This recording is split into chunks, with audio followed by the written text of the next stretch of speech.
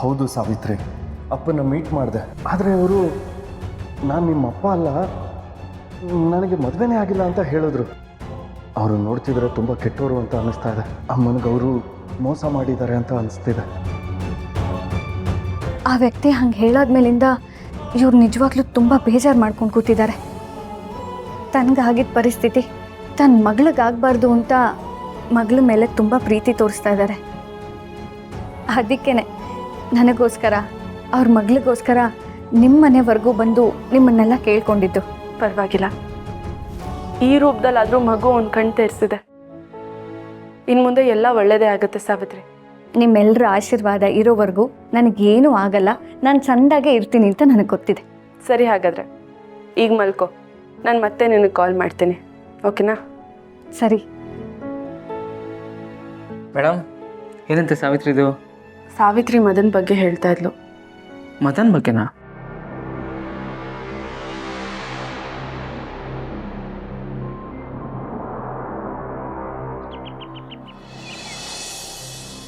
ಏನೋ ಮುಖ್ಯವಾದ ವಿಷಯ ಮಾತಾಡಬೇಕು ಅಂತ ಹೇಳಿದ್ರೆ ಹೇಳಿ.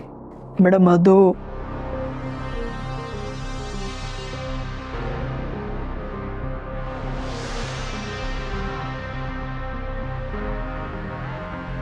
ಏನ್ ಮುಖ ನೋಡ್ಕೊಂಡು ಹೀಗೆ ನಿಂತಿದ್ಯಾ? ಹೋಗೋ.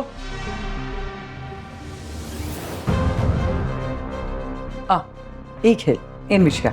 ಮೇಡಮ್, ನಿನ್ನೆ ನಮ್ಮ ಹುಡುಗರು ಕಾಲ್ ಮಾಡಿದ್ರು ಅಂತ ಹೇಳಿದ್ನಲ್ವಾ, ಅದೇ ಮೇಡಮ್, ಮದನ್ ಸರ್ನ ಶ್ರಾವಣಿ ಮನೆ ಹತ್ರ ನೋಡಿದ್ರಂತಲ್ವಾ. ಇನ್ನೊಂದ್ಸಲ ನಮ್ಮ ಹುಡುಗರು ಅಲ್ಲೇ ನೋಡಿದ್ರಂತೆ. ಮದನ್ ಸರ್ ಶ್ರಾವಣಿ ಮನೆಯಿಂದ ಆಚೆ ಬರ್ತಿದ್ರಂತೆ. ಯಾವುದಕ್ಕೂ ಒಂದ್ಸಲಿ ವಿಚಾರಿಸಿ ಮಾಡಿ ಮಾಡಿ.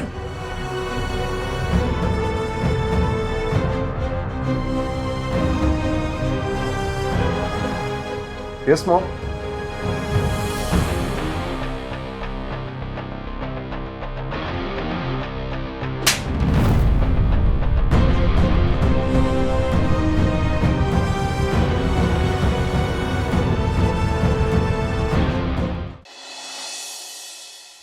ಇವನು ನಾನು ಬೆಳೆಸಿರೋ ಮಗ.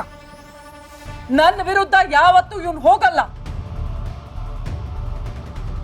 ಇವನ್ ಬಗ್ಗೆ ಇಲ್ಲದ ಸಲ್ಲದ ಆರೋಪ ಮಾಡಿದ್ರೆ ನಾನು ಸಹಿಸ್ಕೊಂಡಿರ್ತೀನಿ ಅಂತ ಅನ್ಕೊಂಡಿದ್ದೀರಾ?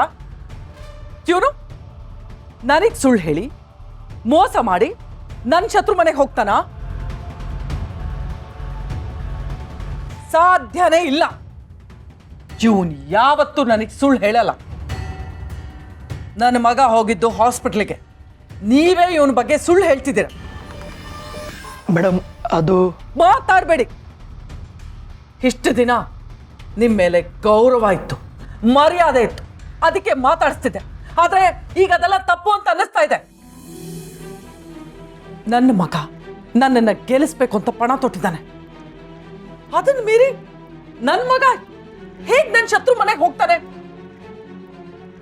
ತಾಯಿ ಮಗನ ಮಧ್ಯೆ ತಂದು ಹಾಕಕ್ ನೋಡ್ಬೇಡಿ ನೀವು.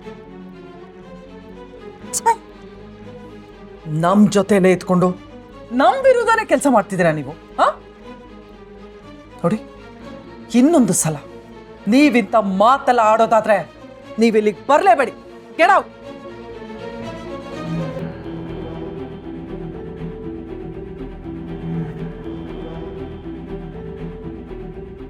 ನೋಡ್ದ್ಯಾ ಮಾಡಿ, ನಿನ್ನ ಬಗ್ಗೆ ಇಲ್ಲದ ಸಲ್ಲದ ಆರೋಪ ಮಾಡ್ತಿದ್ದಾರೆ. ನನಗನ್ಸುತ್ತೆ ಆ ಶ್ರಾವಣಿನೇ ನಿನ್ನ ಬಗ್ಗೆ ಹೀಗೆಲ್ಲ ಮಾತಾಡಕ್ಕೆ ಇವ್ರನ್ನ ಇಲ್ಲಿ ಕಳಿಸಿರ್ಬೇಕು ಅಂತ. ಬಟ್ ಡೋಂಟ್ ವರಿ ಮಾಡಿ, ನನಗೆ ನಿನ್ನ ಬಗ್ಗೆ ತುಂಬ ನಂಬಿಕೆ ಇದೆ. ಯಾವುದೇ ಕಾರಣಕ್ಕೂ ನಾನು ನಿನ್ನ ಮೇಲೆ ಅನುಮಾನ ಪಡಲ್ಲ.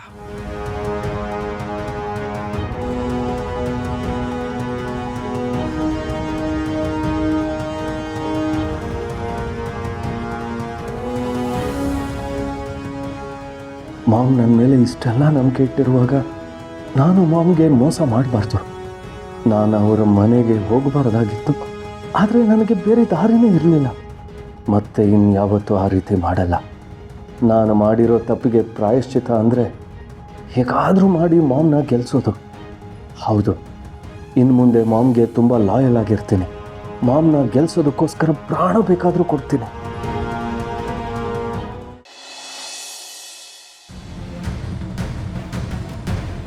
ನಮಸ್ಕಾರ. ಹೇಗಿದ್ರಿ ಎಲ್ರು? ಚೆನ್ನಾಗಿದ್ದೀವಿ. ನಮ್ಮ ಕಡೆ ಎಲ್ಲ ನಿಮ್ಮದೇ ಮಾತು ಮೇಡಮ್. ನಿಮ್ಮನ್ನು ಭೇಟಿ ಮಾಡಬೇಕು ಅಂತ ನಾವು ಕಾಯ್ತಾ ಇದ್ವಿ. ನಾನು ರಾಜಕೀಯಕ್ಕೆ ಬಂದಿರೋದು ನಿಮ್ಮ ಸೇವೆ ಮಾಡಬೇಕು ಅಂತ. ನೀವು ನನಗೋಸ್ಕರ ಕಾಯಬಾರ್ದು. ಎಂಥ ಪರಿಸ್ಥಿತಿ ಆದ್ರೂ ಒಂದು ಮೆಸೇಜ್ ಹಾಕಿ ಸಾಕು, ನಾನು ಬಂದು ನಿಮ್ಮೆಲ್ಲರನ್ನೂ ಭೇಟಿ ಮಾಡ್ತೀನಿ. ಹೇಳಿ, ಏನು ವಿಷಯ? ನಮ್ಮ ಏರಿಯಾ ಆಸ್ಪತ್ರೆಯಲ್ಲಿ ಚಿಕ್ಕ ಪುಟ್ಟ ಕಾಯಿಲೆ ಇರೋ ದೊಡ್ಡ ದೊಡ್ಡ ಟೆಸ್ಟ್ ಮಾಡಿಸ್ತಾರೆ. ಯಾವುದೇ ಆಸ್ಪತ್ರೆಗೆ ಹೋದ್ರು ಲಕ್ಷ ಇಟ್ಕೊಂಡು ಹೋಗ್ಬೇಕು. ಅದಕ್ಕೆ ನಾವು ಗೌರ್ಮೆಂಟ್ ಆಸ್ಪತ್ರೆಗೆ ಹೋಗ್ತಾ ಇದೀವಿ. ಆ ಆಸ್ಪತ್ರೆಯಲ್ಲಿ ನರ್ಸ್ಗಳಿಲ್ಲ, ಬಿಲ್ಡಿಂಗು ಸರಿ ಇಲ್ಲ, ನೀರಿನ ವ್ಯವಸ್ಥೆನೂ ಇಲ್ಲ. ಇದನ್ನೆಲ್ಲ ನೀವು ಸರಿ ಮಾಡಿಸ್ಕೊಡ್ಬೇಕು. ಖಂಡಿತ ನಾವು ನಿಮ್ಗೆ ವೋಟ್ ಹಾಕ್ತೀವಿ. ಯೋಚನೆ ಮಾಡಬೇಡಿ. ಆರೋಗ್ಯ ಅನ್ನೋದು ಪ್ರತಿ ಮನುಷ್ಯನಿಗೂ ತುಂಬ ಮುಖ್ಯ. ವಿದ್ಯೆ ಪಡ್ಕೊಳ್ಳೋದು, ಆರೋಗ್ಯ ಪಡ್ಕೊಳ್ಳೋದು ಇದು ಪ್ರತಿ ಪ್ರಜೆಗಿರೋ ಹಕ್ಕು.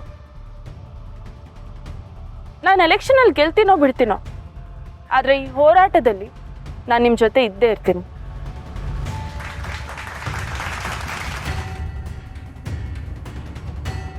ನಮ್ಮ ತಂದೆ ತಾಯಿಗೆ ವಯಸ್ಸಾಗಿದೆ. ನಿಮ್ಮನ್ನ ಅವರು ಟಿವಿನಲ್ಲಿ ನೋಡ್ತಾ ಇರ್ತಾರೆ. ಅವರೊಂದ್ಸಲಿ ನಿಮ್ಮನ್ನ ಭೇಟಿ ಮಾಡ್ಬೇಕಂತೆ. ಅದೇ ನಮ್ಮ ತಂದೆ ತಾಯಿ ಆಸೆ. ಖಂಡಿತ ಮೀಟ್ ಮಾಡ್ತೀನಿ. ಅವ್ರನ್ನ ಭೇಟಿ ಮಾಡೋ ಆಸೆ ನನಗೂ ಇದೆ. ನನಗೊತ್ತು ಈ ಸಲ ನಿಮ್ಮ ಓಟು ಶ್ರಾವಣಿಗೆ ಅಂತಾನೆ. ಆದರೆ ಶ್ರಾವಣಿ ಗೆದ್ದರೆ ಮಾತ್ರ ನಿಮ್ಮ ಜೊತೆ ಇರ್ತಾಳೆ ಅಂತಲ್ಲ. ಅವಳು ಗೆಲ್ಲಿ ಸೋಲ್ಲಿ ನಾನು, ನನ್ನ ಮಗಳು, ನಾವೆಲ್ಲರೂ ನಿಮ್ಮ ಜೊತೆಗೆ ಇರ್ತೀವಿ. ವೀರಣ್ಣ ಸರ್ ದೇಸಾಯಿಗೆ, ಶ್ರಾವಣಿ ಮೇಡಮ್ಗೆ.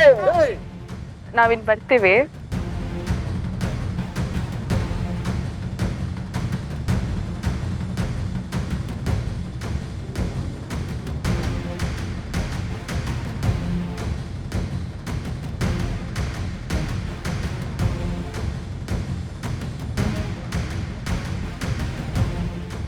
ಮದನ್ ಅವ್ರ ತಂದೆ ಆದಮೇಲಿಂದ ಅವ್ರ ತಂದೆನ ಹುಡ್ಕಕ್ಕೆ ತುಂಬಾ ಪ್ರಯತ್ನ ಪಡ್ತಾ ಇದ್ದಾರೆ. ಅವ್ರ ಫೋಟೋ ಹಿಡ್ಕೊಂಡು ಅವ್ರನ್ನ ಹುಡ್ಕಕ್ಕೂ ಹೋಗಿದ್ರು. ಶ್ರಾವಣಿ ಮರೆ, ಏನಾಯ್ತು? ಏನೋ ಯೋಚನೆ ಮಾಡ್ತಾ ಇದ್ದೀರಾ? ಅದೇ ಮಾವ, ಅಲ್ಲಿ ಅವರು ಅವ್ರ ತಂದೆ ತಾಯಿ ಬಗ್ಗೆ ಹೇಳಿದ್ರಲ್ಲ, ಅವಾಗ ನನಗೆ ಮದನೇ ನೆನಪಾದ. ಮದನ್ ಅವ್ರ ಅಪ್ಪನ ಹುಡುಕ್ತಾ ಇದ್ದಾನೆ ಅಂತ ಸಾವಿತ್ರಿ ಹೇಳಿದ್ಲು. ಅದು ಅವನಿಗೇನೋ ಫೋಟೋ ಸಿಕ್ಕಿದೆಯಂತೆ. ಆ ಫೋಟೋಲಿರೋದು ಅವ್ರ ಅಪ್ಪ ಅಂತ ಅನ್ಕೊಂಡು ಹುಡುಕ್ತಾ ಇದ್ದಾನಂತೆ. ಅವ್ರು ಸಿಕ್ಕಿದ್ರಂತೆ. ಆದರೆ ಅವರು ನಾನು ನಿನ್ನ ತಂದೆ ಎಲ್ಲ ನನಗೆ ಮದುವೆನೇ ಆಗಿಲ್ಲ ಅಂತ ಹೇಳ್ಬಿಟ್ರಂತೆ. ಶ್ರಾವಣಿ ಮೊರೆ, ವಿಜಯಾಂಬಿಕಾ ಸಾಲಿಗ್ರಾಮದಲ್ಲಿದ್ದಾಗ ಒಂದಷ್ಟು ವರ್ಷ ಯಾರ ಕಣ್ಣಿಗೂ ಕಾಣಿಸ್ಲಿಲ್ಲ. ಎಲ್ಲಿಗೆ ಹೋದ್ಲು ಅಂತಲೇ ಗೊತ್ತಾಗ್ಲಿಲ್ಲ. ನಾನು, ಯಜಮಾನ್ರು ಎಲ್ಲರೂ ತುಂಬ ಹುಡುಕ್ಸಿದ್ವಿ. ಅದಾದಮೇಲೆ ಒಂದಿನ 2 ಮಕ್ಳ ಜೊತೆಲಿ ಬಂದ್ಲು. ನನಗೆ ಮದುವೆ ಆಯಿತು, 2 ಮಕ್ಳಿದ್ದಾರೆ, ಗಂಡ ಮೋಸ ಮಾಡಿ ಓಡೋದ ಅಂತ ಹೇಳಿದ್ಲು.